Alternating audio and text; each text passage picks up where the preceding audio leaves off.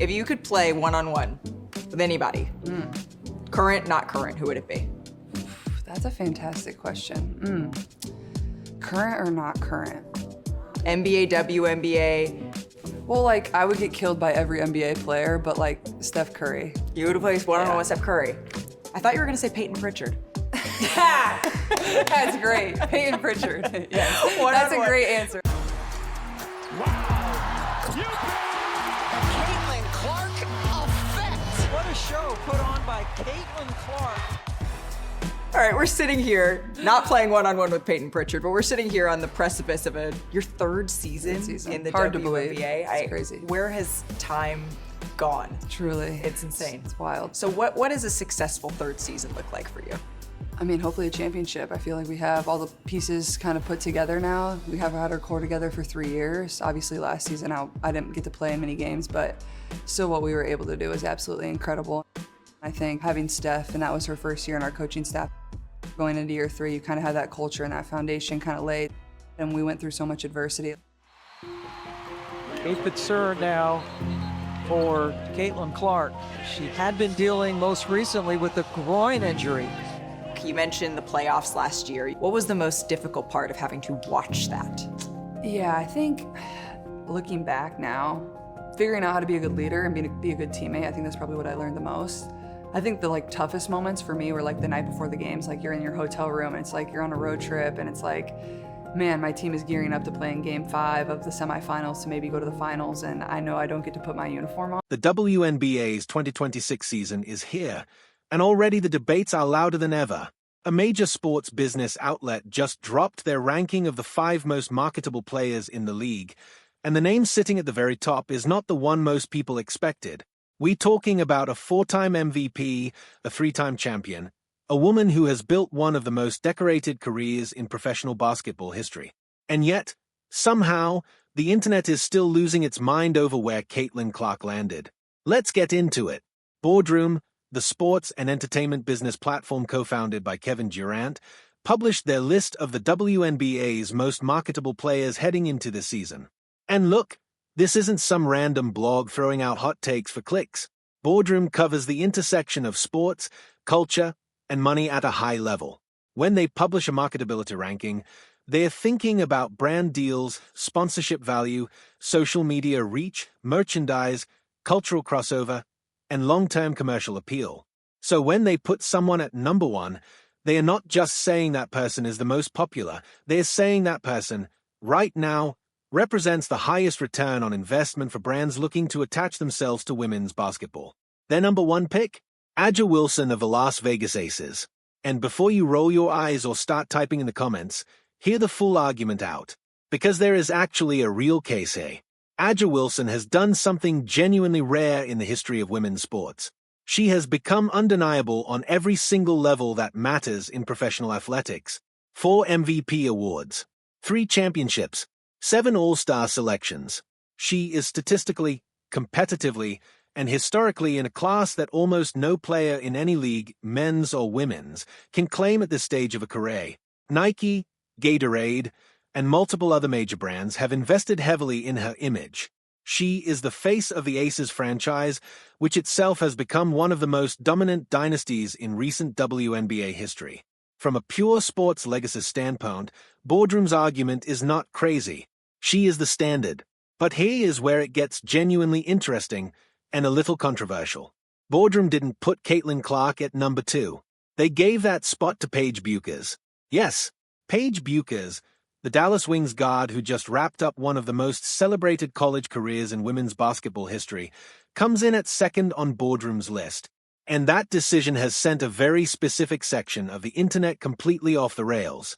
Now, Bueckers is a legitimate star. Anyone who watched her at UConn knows she has the kind of game that translates at every level: the handles, the court vision, the big moment composure. She entered the WNBA with one of the highest profile rookie entrances in recent memory, and the Wings are banking their entire rebuild around her. Brands noticed. The sponsorship deals followed. She is young, she is charismatic, she plays in a major market, and she has a story that resonates well beyond basketball. So there is a version of this argument where Bueckers at number 2 makes sense if you're projecting forward over the next 5 to 8 years. But Clark's fan base is not interested in forward projections right now, and honestly, it's hard to completely blame them. Here is the reality that no ranking can erase. Caitlin Clark did something in 2024 that no athlete in women's sports had done in recent memory. She moved the needle. Not just a little, massively. The 2024 WNBA draft drew over 2.5 million television viewers. Let that number sit for a second. A draft, not a championship game. A draft. And the reason that number exists is almost entirely because of where Clark was going to land and what her arrival in the league was going to mean. Before she played a single professional minute, she was already reshaping the economics of women's basketball. Her first season with the Indiana Fever did not disappoint. Arenas sold out. Road games became events. Ratings for games featuring the Fever were consistently some of the highest the league had seen in years. Merchandise flew off shelves. National broadcast partners started paying real attention to a league they had historically treated as an afterthought. And all of that happened because one player, fresh out of Iowa, carried enough cultural weight to make people who had never watched a WNBA game actually show up and tune in. Now, 2025 brought a setback. An injury sidelined Clark for a significant portion of the season, and the league watched nervously to see how much of that momentum would hold without her on the court. The honest answer is that some of it faded, but some of it didn't. And the fact that some of it survived her absence might actually be the most impressive part of the whole story, because it means the audience she brought to this league developed enough of its own interest to stick around even when she wasn't playing. Heading into 2026, Clark is fully healthy, the Fever are hungry, and the interest level has not collapsed. In fact, Indiana's schedule this season includes all 44 games available on broadcast or streaming: ABC, CBS, ESPN, NBC, Peacock, Amazon Prime, NBA TV, ION, and USA Network are all carrying Fever games this year. Think about what that list of partners means. That is not the kind of media footprint a team gets without a player at the center of it who commands that level of attention.